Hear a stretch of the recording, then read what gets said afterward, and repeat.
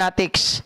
Alam ko lahat mapipikon, ang lahat ay maiinis dahil nga, sabi ko kanina, ang impeachment ni Sara Duterte, mga kababayan, ano nang nangyari? Meron pa bang progress na mangyayari ngayong 19th Congress? Nagsalita na po itong si Congressman Benny Abante, mga kababayan, na hindi na daw po matutuloy.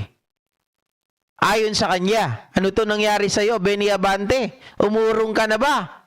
Pagdating sa impeachment ni Sara Duterte, dahil ba natatakot kayo na kapag ibinoto nyo itong si Sara Duterte na ma-impeach, baka hindi kayo manalo sa inyong pagkakandidato? Manila's 6th District Representative Bienvenido Abante Jr. admits that some lawmakers like himself are cold to the idea of pursuing impeachment complaints against Vice President Sara Duterte as the 19th Congress may run out of time. In an interview on Thursday, January 16, Abante says that the remaining session days before Congress goes on recess for the 2025 midterm elections campaign season might be too few to conduct impeachment proceedings, especially since the complaints are still with the Office of the Secretary General.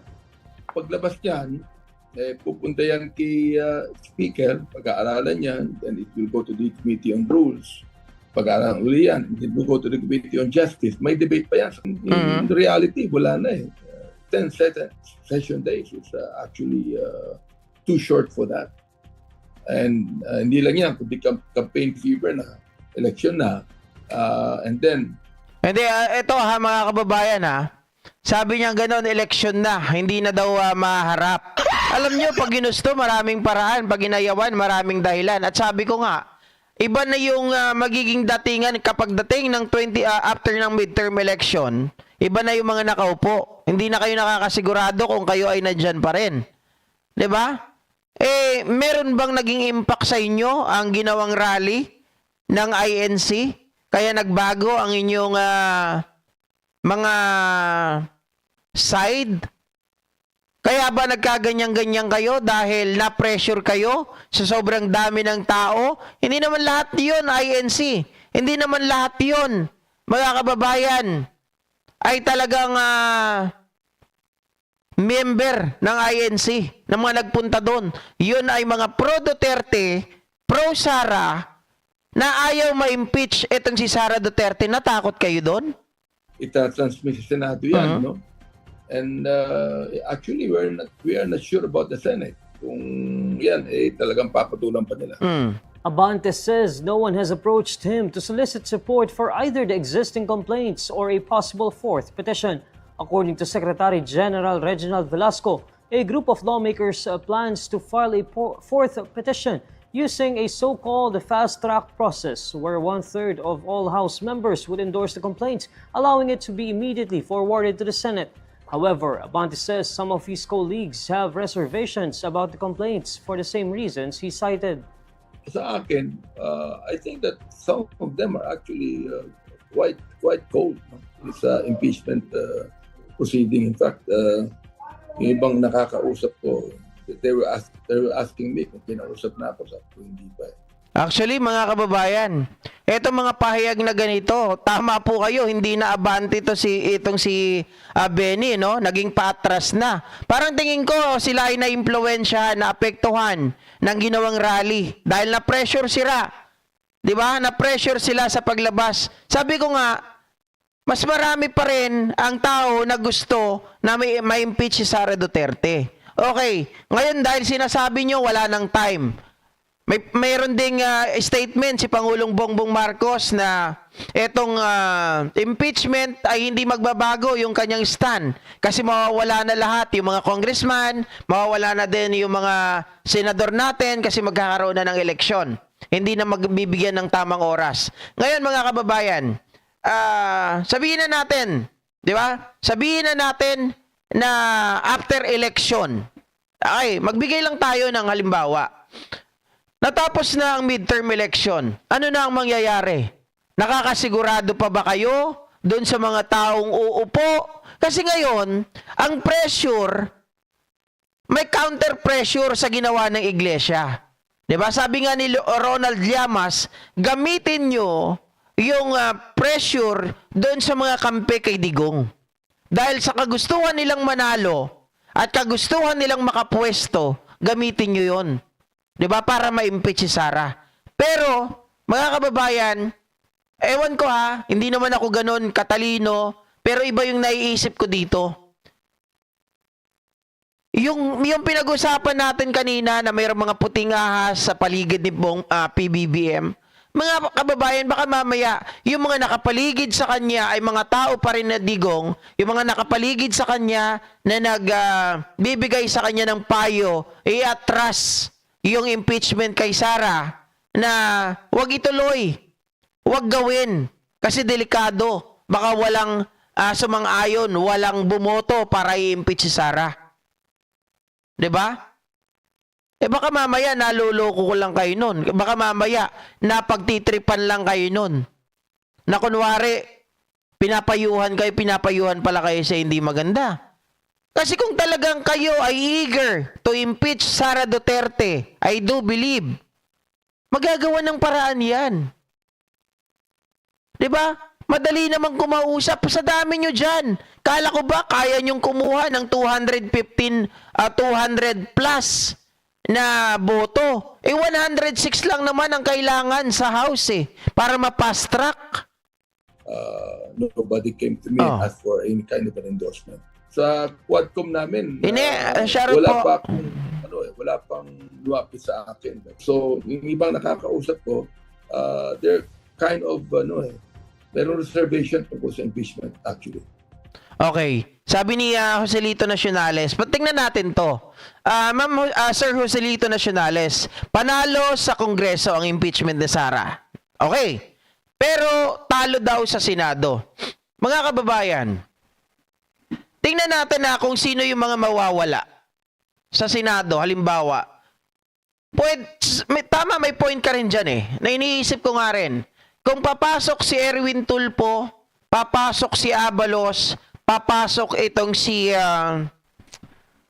tawag dito si Ben Tulfo, kung yan ay yung mga yan, papasok sila Tito Soto, so magkakaroon tayo ng number. Sino ang mawawala? Si Bato, si Bongo, si Aimee. Apat din ang kapalit, mga kababayan. So kung bumaliktad man itong sila Cynthia, hindi naman kasama si Cynthia Villar kasi after ng after ng midterm So wala na si Villar dyan.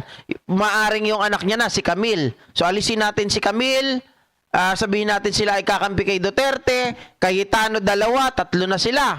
Mga kababayan, baka may iba pa dyan. So sinisecure ba nila yung panalo? Ganun ba yon? Sige, magtiwala tayo, magantay tayo nang matapos ang midterm election. Pero kapag hindi po ninyo napatanggal or napa-impeach si Sara Duterte, talagang yan, 'di ba? Malaking dagok 'yan sa gobyerno natin. Kasi sabi nga ng mga political analysts, the more na na-extend, na nanatili si Sara Duterte, lalo siyang lumalakas. Lalong dumadami yung kakampi nila. So dapat, mga kababayan, of course, ako, 'di ba? Para sa pamilya ko, para sa akin. Pinagtatanggol natin ng gobyernong ito, pinagtatanggol natin ng administrasyon na to. Ayaw natin na makabalik ang Duterte. Siyempre, mapapanatag lang din kami kapag wala na ang mga Duterte. Yung tipong hindi na sila makakatakbo, wala na silang pag-asa na manalo sa 2028. Napakadelikado kaya niyan. 'Di ba? Sabihin nyo na kung sabihin na natatakot. Oo, sino bang hindi natatakot sa pamilya natin? Sino bang hindi natatakot na ang buhay natin ay mawala ng ganun-ganun na lamang? Nakita nyo kung ilan ang napatay nung panahon ni Digong, 30,000. Baka mas marami pa dyan ang mamatay kapag si Sara ang nanalo. Diba? Sabi ni Ayo, madala na kayo sa mga binoto nyo sa senador. Batch ng Senado ngayon, puro basura, huwag nyong sayangin ang boto nyo. Tama po. Sabi naman ni Bergie Alberto, mga didishit at kampo ni Dotae, na mamamatay tao demonyo ang sumasanib, sasabihin ni Satanas sa inyo, welcome to the lake of fire prepared for the killers. Etilin Solis, takot silang patayin lahat. Sila ni Siraulo, kaya mga naduwag. Ay, ganon. Ito mga hindi, tingin ko dyan, natatakot lang sila na sila po ay hindi manalo. Baka mamaya, kasi alam nyo ang impact talaga ng INC. Dahil etong mga congressmen na to, sila ay may mga constituents. Sa kanilang mga distrito, mga kababayan, meron dyan mga lokal ng Iglesia ni Cristo. Malaking kabawasan yun sa kanila kapag hindi sila binoto. Kaya yun ang tingin ko, nagkaroon ng impact at nagkaroon po ng pressure sa kanila yung ginawa ng Iglesia ni Cristo. Na hindi nila nakita, hindi naman lahat yun member ng Iglesia ni Cristo. Diba? Sabi ni Ma'am Etheline Solis, tuwadkom. Ayan tuloy. Naging tuwadkom na. Oh. Mona Nases, lalo na ang Sabi ni Ma'am Etheline Solis, dito na lang ako sa Japan. Evan Narita, good evening. Manuel Pedroso Jr., kaya nga siguro mas magpakatapos na lang ng eleksyon. Okay. Etheline Solis, takot silang patayin? Ano pa ba? Sir Leo, dapat mag-inhibit na si Binoy Abnoy-Noy. Nauna yung hatol niya para na pinaburan si Inday Setpo. Wala na po tayong aasahan dyan kay Binoy. Talagang matik yan eh. Mga kababayan, ihimod at ihimod ng puwet yan. Pag pinakain nga po siguro ng etchas yan eh, kakainin niya. Dahil alam nyo naman, ang nabigay po ng absolute immunity o absolute pardon kay Binoy ay si Digong. Di ba, Ma'am Cora Vidal? Oo. Sabi ni Nelson Tolin, kailan kaya ang tama ang laging mananaig? Kung ano man ang maging outcome sa Senate, there still be light, Sir JP. Ako, antayin na lang natin, Miss Miyaka Ackerman. Romel, review mo nga tanong mo. Virgil Alberto, hindi mo ba alam, Romel, na magiging probinsya ng China ang Pilipinas pagpatuloy ang Duterte? Hindi niya ata alam yun, mga kababayan. Basta siya, solid Duterte. Basta siya, makapagsalita lang ng kagustuhan niya, na ayon sa naririnig niya, doon na siya. Wala na siyang pakialam kung maging probinsya ng China ang Pilipinas. Di ba? Oo. Tama. Pansarili pa rin ang iniisip. May mga tao talaga eh. Mga matatapang kuno, pero duwag din naman pala. Sana nga hindi magkatotoo na itong si Abante ay maging atras na lang. Nakita naman natin, nung nandyan si Digong, naging atras din to eh. Sabi ni Ma'am Mona Nases, ngit-ngit ako, Sir GP, sa narinig ko kay Abante. Ako din. Di ba? Ako din. Nadismaya ako, mga kababayan.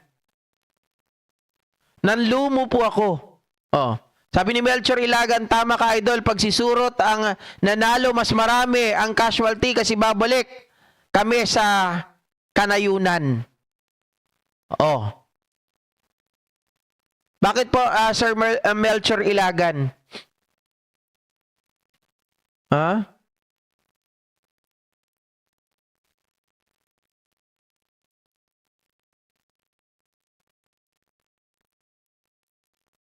Okay. Sige, sana nga tama rin kayo na mas maganda na gawin ang impeachment ni Sara Duterte ng 20th Congress. Umasa na lang tayo at magdasal, mga kababayan, na manaig ang kabutihan laban sa kadiliman at kasamaan.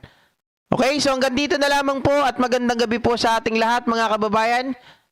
Mahal ko po kayo. Mag-ingat po kayo at hanggang sa susunod na pagkikita. Ay, ipopromote ko na rin bukas, mga kababayan. Magkakaroon po ng pro-impeachment rally ang mga kakamping. Kasama na po ang mga pro-government vlogger. Ipakita po natin ang suporta, mga ka-JP Natics, para baka mamaya ay magbago ang isip ng mga